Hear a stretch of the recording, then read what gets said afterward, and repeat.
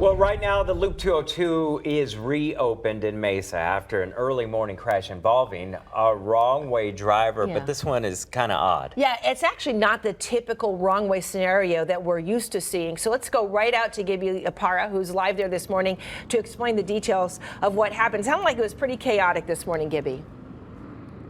Yeah, it was. And, this is just days after Governor Ducey signed the bill with stricter penalties for wrong-way driving. Now, 4 people, including the driver, were injured and is taken to the hospital. But as you mentioned, here's what's different. Typically we see wrong-way drivers enter the freeway the wrong way, and then they get stopped or then there's an accident. But in this case, the driver was driving the right way, going northbound on the 202.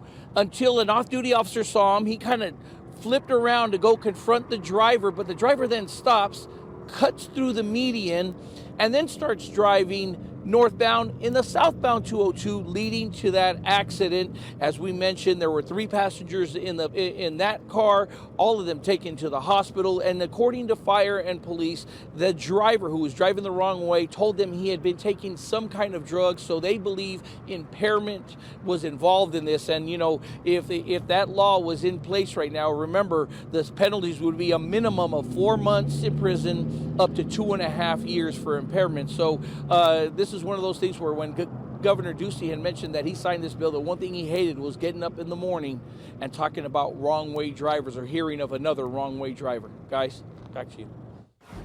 All right. Thank you, Gibby.